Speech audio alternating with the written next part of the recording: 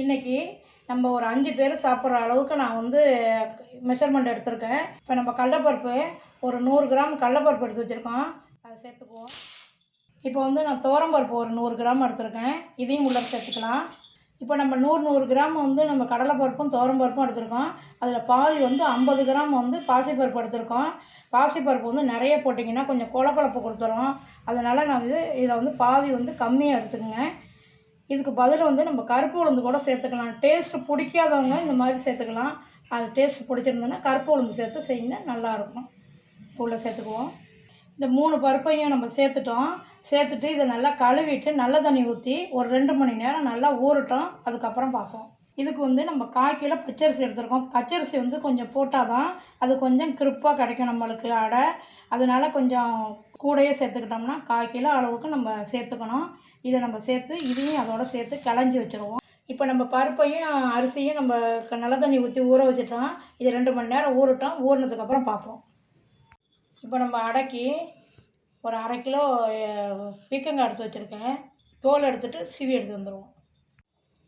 இப்போ நம்ம தோலை சீவிட்டு வந்ததை இதில் இருக்கிறதுலே பார்த்து சின்ன கண்ணாக இருக்கிறதுல பார்த்து திருவி எடுத்துக்கோங்க. இப்போ எல்லாத்தையும் சீவி எடுத்துக்கிட்டோம். இப்போ நம்ம இதில் வந்து அதிகமாக தண்ணி இருக்கிறதுனால கொஞ்சம் அடை வந்து கொஞ்சம் தொலைன்னு இருக்கும். அதனால இதை நம்ம வடிகட்டிட்டு எடுத்துக்குவோம். இதில் ஒரு காட்டன் துணியை போட்டு இதை நம்ம வடிகட்டி எடுத்துக்குவோம்.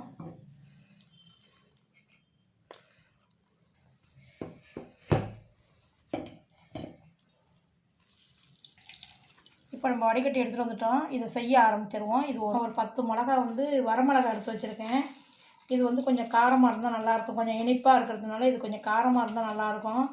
நீங்கள் கொஞ்சம் பிள்ளைங்கள்லாம் சாப்பிட்ற மாதிரி இருந்ததுன்னா கொஞ்சம் கம்மி பண்ணி போட்டுக்கோங்க. இதில் ஒரு ஸ்பூன் வந்து பெருஞ்சீரகம் சேர்த்துக்குவோம்.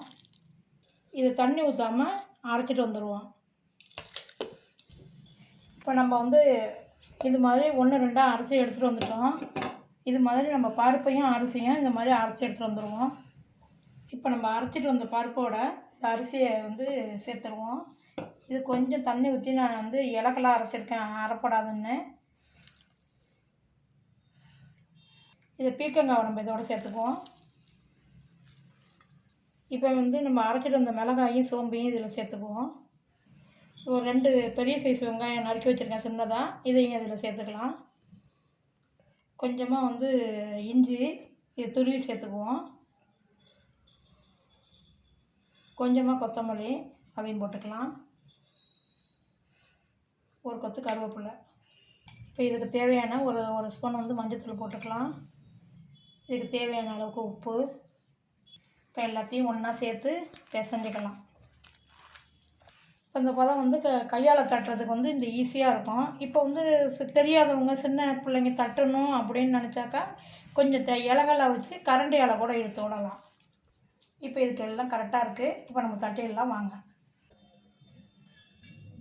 இப்போ நம்ம கல் சூடேறிடுச்சு. இப்போ நம்ம தட்ட ஆரம்பிச்சிடுவோம். இதை வந்து தட்டுறதுக்கு ஆரம்பிக்கிறதுக்கு முன்னாடி ஒரு வாட்டி எல்லாத்தையும் கலந்துக்குங்க. கலந்துக்கிட்டு இப்போ தட்ட ஆரம்பிச்சிடுவோம்.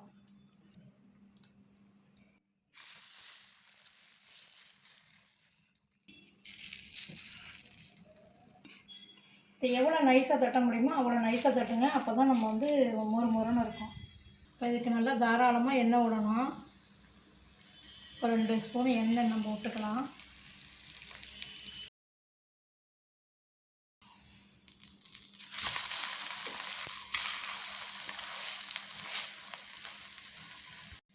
இப்போ நம்ம 2 பக்கமும் திருப்பி நல்லா செவந்தோன்னே எடுத்து போடுவோம். இப்போ நம்ம பீர்க்கங்காய் அடை செஞ்சிட்டோம். இந்த பீர்க்கங்காய் அடைக்கு வந்து தேங்காய் சட்னி தான் நல்லாயிருக்கும். பிள்ளைங்களுக்கு நம்ம வந்து கூட்டு பொரியல் இப்படி செஞ்சு கொடுத்துட்டு இருக்கும்போது இந்த மாதிரி வித்தியாசமாக நம்ம செஞ்சு கொடுத்தோம்னா